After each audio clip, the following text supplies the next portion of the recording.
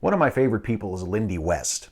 And she, if you don't know who she is a writer. She has a column with The Guardian, and she's published several books. And she's a feminist and socially conscious and funny as hell, and just a really, really awesome person.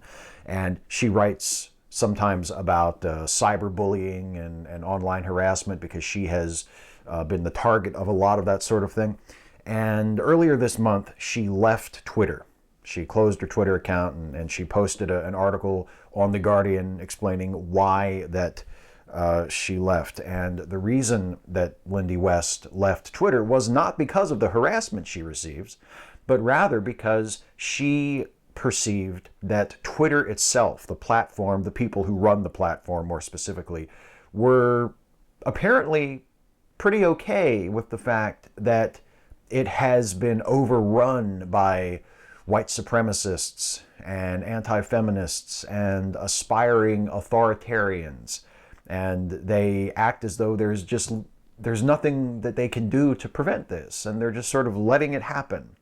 And Lindy said in her article on the subject, quote, "The white supremacist, anti-feminist, isolationist, transphobic alt-right movement has been beta testing its propaganda and intimidation machine on marginalized Twitter communities for years now.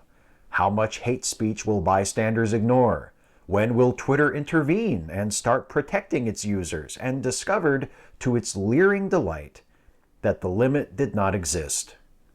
No one cared. She's right. I agree with her, and I support her decision to leave Twitter 100%, and I definitely understand it. But Lindy West is in a position where she can afford to leave Twitter. She is a relatively successful person without needing Twitter to boost her profile.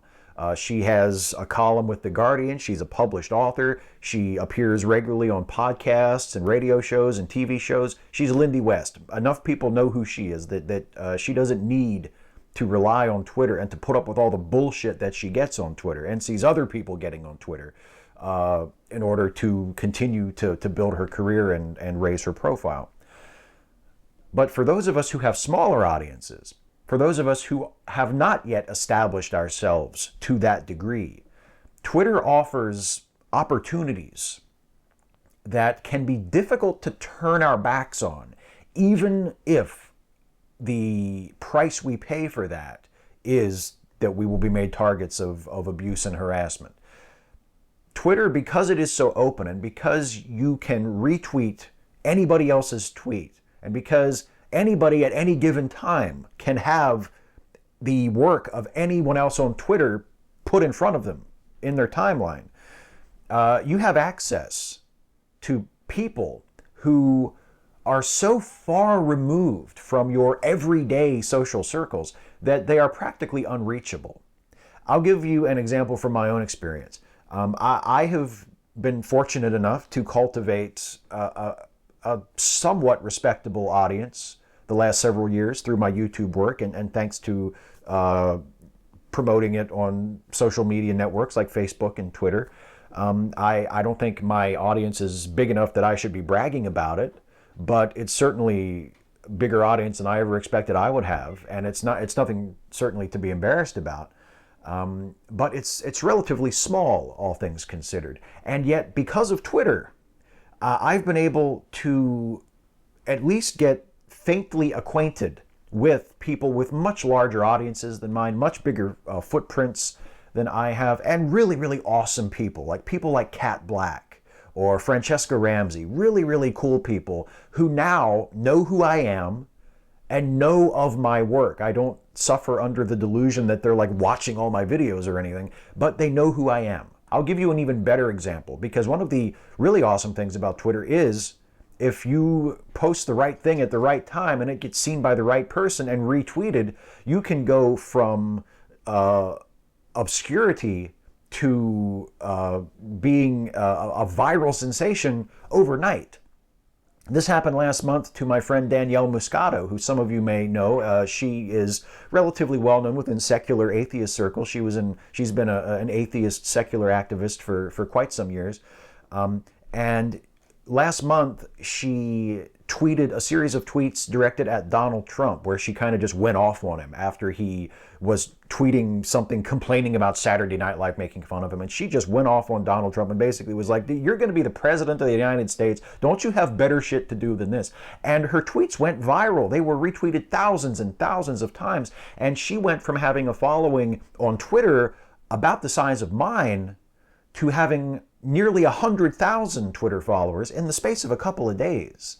It was really remarkable and really wonderful to see, and a great example of the potential that that platform offers you to grow your audience, to be able to put your work potentially before the eyeballs of thousands or hundreds of thousands or millions of people in no time at all. It can happen just like that. And that's an opportunity that it's really difficult to turn your back on when you are trying to build your audience or you are trying to grow your audience.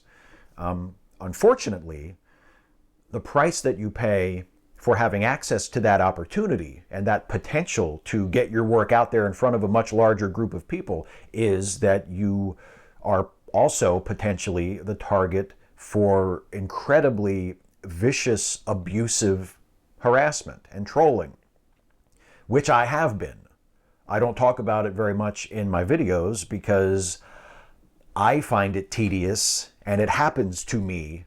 So I can only imagine that to most of you, it would seem even more boring than that. But I have been the recipient of my share of online harassment. I don't pretend that I have received anywhere near the amount that people who are higher profile than I am have received, but I've gotten my fair share.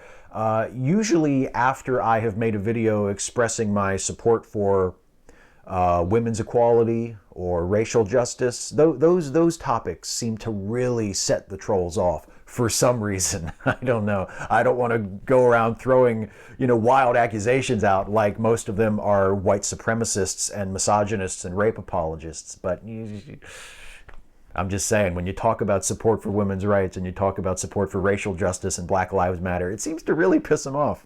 Go figure. But as I said, I imagine the abuse that I receive pales in comparison to that received by people with larger audiences and people who are actually members of marginalized groups, as opposed to someone like me who is a white cis hetero guy who strives to be an ally to those groups. When you're actually a member of those groups, I imagine you get it much worse and you get a much nastier kind of harassment than someone like me would usually receive.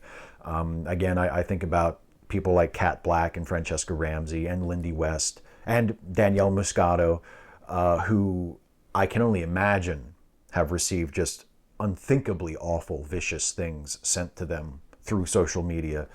And if I had audiences the size of theirs, if I had a following in the hundreds of thousands or the millions as opposed to the thousands, if I were making a more comfortable living doing what I do than I currently am, I would probably tell Twitter to kiss my ass too.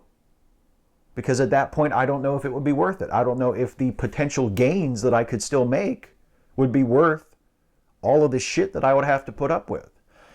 And that's really the worst part of the situation, is that the people who are the most vulnerable to this kind of cyber harassment, to this kind of activity that Twitter enables and tolerates, are people who are essentially trapped, who have the choice of either having to put up with this shit in order to continue to take advantage of the opportunities afforded by Twitter, or to just leave and step away from the harassment, but also leave all that potential good stuff on the table.